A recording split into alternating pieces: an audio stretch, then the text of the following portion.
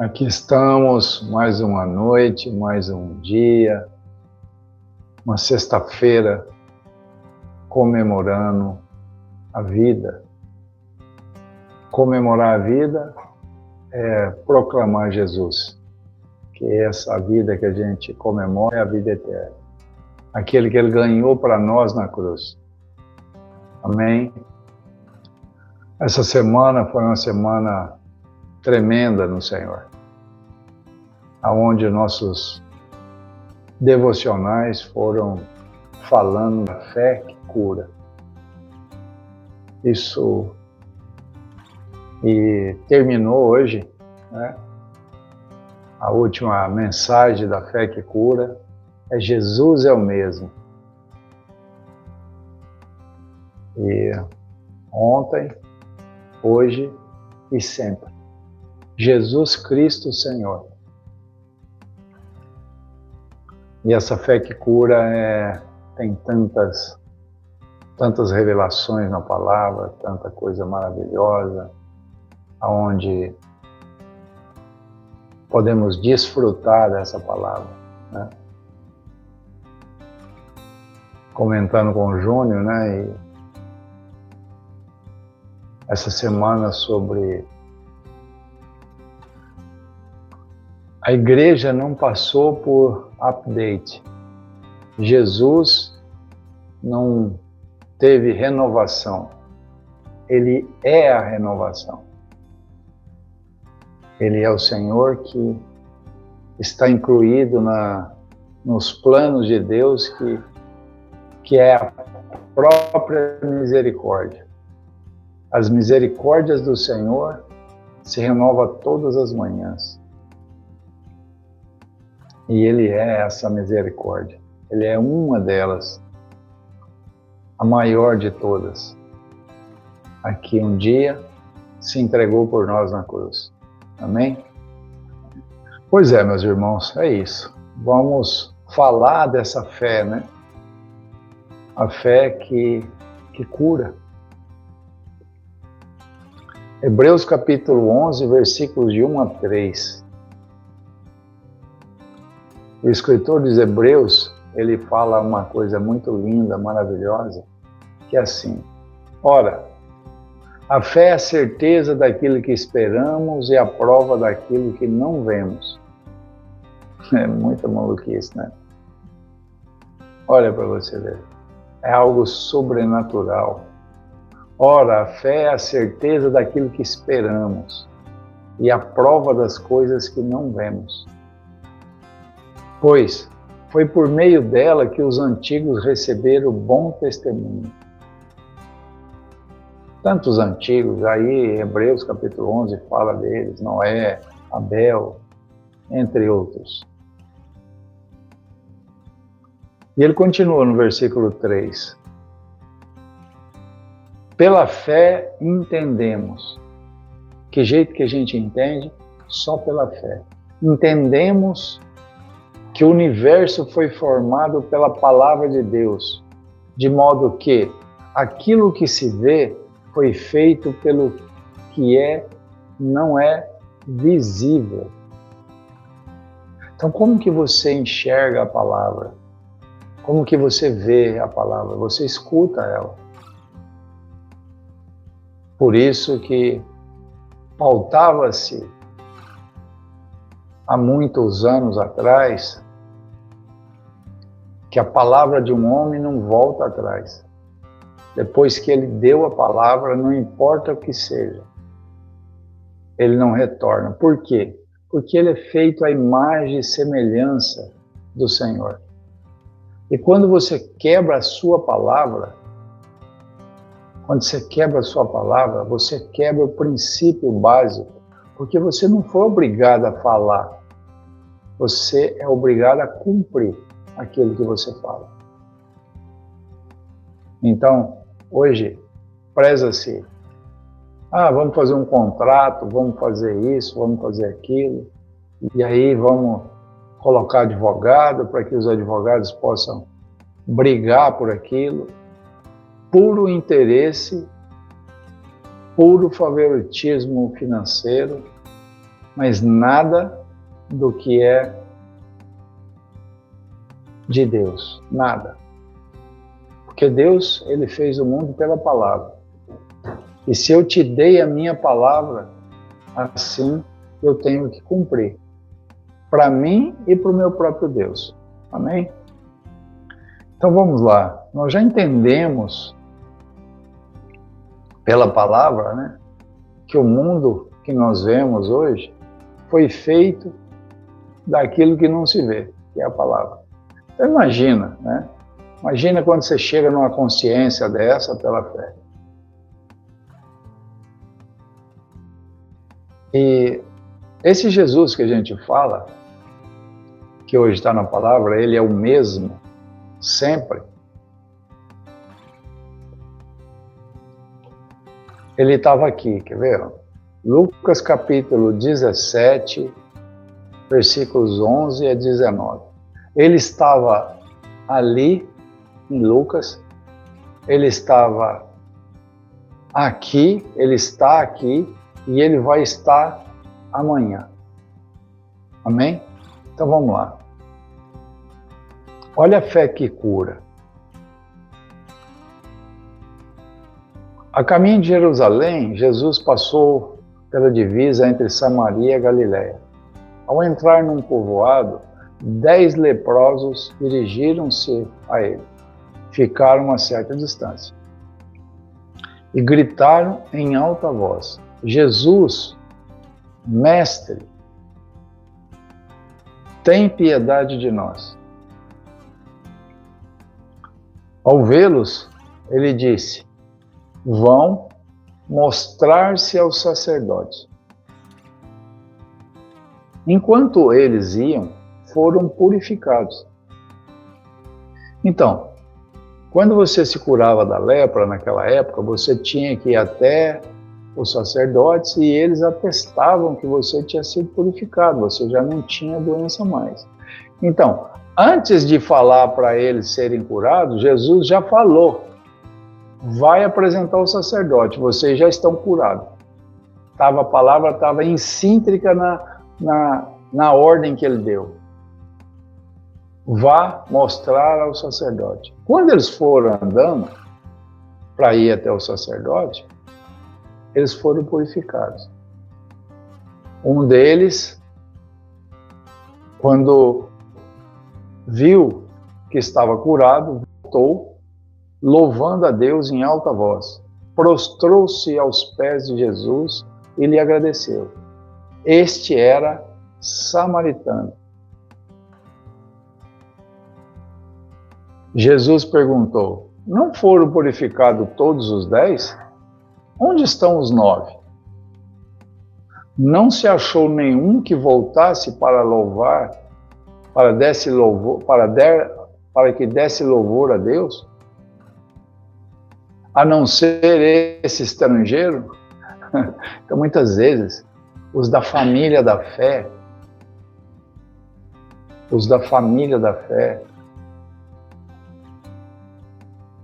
não voltam para adorar. Então ele lhe disse, levanta-se e vá, a sua fé o salvou. Então você presta atenção numa coisa, nós estamos falando de fé que cura. E Jesus está falando, e os outros 10? Não foram curados também?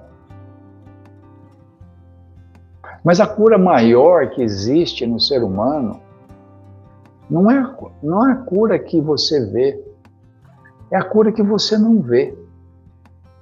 Qual que é a cura que você não vê? A salvação. Como é que você não vê a salvação? Ninguém pode falar que eu sou salvo, que você é, ou que aquele outro não é. Somente Deus sabe. E o fruto das suas decisões, das suas ações, vão comprovar isso. Você pode enganar, porque falso, enganador, né? Falso é o que mais tem. Falso mestre, falso pastor, falso padre, falso bispo, falsa religião. É o que mais tem. Mas aquele que volta a Jesus, cheio de gratidão, e se prostra aos pés de Jesus, ele recebe a cura de algo que só o próprio Jesus fez por nós. A entrega maravilhosa que ele fez por nós na cruz.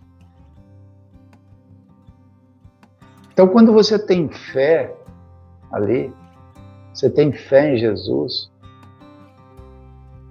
quando você entende pela fé que Jesus é o Senhor, não é porque você está pensando dentro dos seus neurônios, da sua capacidade cognitiva, não. Nós estamos falando de uma fé sobrenatural. Aquela fé insana, que não é parâmetro. Como diz a palavra, os loucos não vão errar o caminho, porque eles creem cegamente que Jesus é o Senhor. Não que seja um estúpido, não que seja um louco, não, nada disso. É aquele que não para de fazer planos, confiando na palavra. Eu não paro de fazer plano hora nenhuma, porque eu confio na palavra. Ah, mas não está dando certo, é porque o Senhor não aprovou. Eu paro aquele e começo outro plano, porque eu confio na palavra. Porque a palavra diz que nós fazemos planos, mas o Senhor é que determina os passos.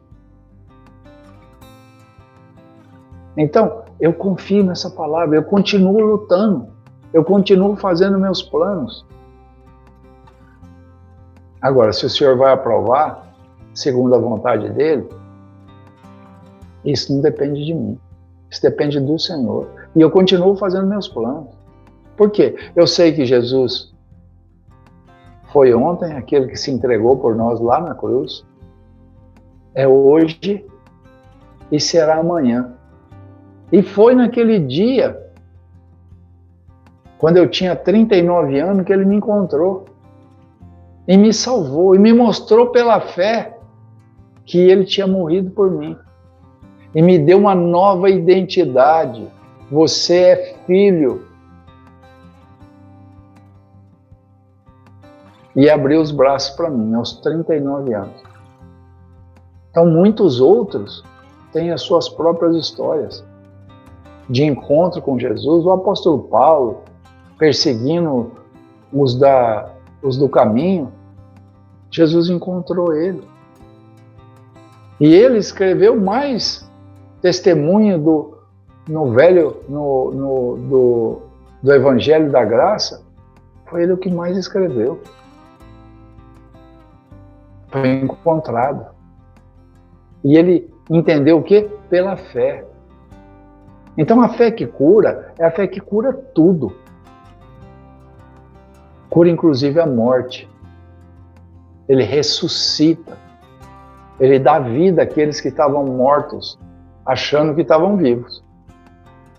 O bando de zumbi andando achando que está vivo.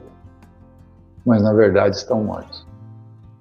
Porque morreu a partícula de Deus que estava dentro, pela desobediência. Amém? E para que a gente possa selar essa reflexão, 1 Coríntios, o apóstolo Paulo falando para Coríntios, capítulo 15, versículos de 3 a 8. E ele dá testemunho da fé, daquela fé que cegou ele no caminho de Damasco. Aquele Jesus que estava lá no caminho de Damasco e está hoje aqui falando com você e comigo, porque a palavra diz que Deus falou muitas vezes pelos profetas, mas hoje ele fala pelo Filho. E nós temos que testemunhar isso, como eu fui encontrado, você também. Você deve testemunhar sobre o seu encontro. E aqui o apóstolo Paulo fala a mesma coisa, é o testemunho do apóstolo Paulo da fé. Pois, o que primeiro lhes transmiti foi o que recebi, que Cristo morreu pelos nossos pecados, segundo a Escritura. Foi sepultado e ressuscitou ao terceiro dia, segundo as Escrituras. O que o apóstolo Paulo está falando? A mesma coisa que Jesus Cristo falou para Satanás. Satanás tentando Jesus ali no deserto, que todos nós sabemos como foi, e Jesus dizia assim, está escrito, está escrito, está escrito, está escrito. E o que Satanás fez? Se retirou. O apóstolo Paulo está falando a mesma coisa. Ele fala, ó, o que eu recebi, eu estou transmitindo. Que Cristo morreu pelos nossos pecados. Segundo o quê? As Escrituras, está escrito.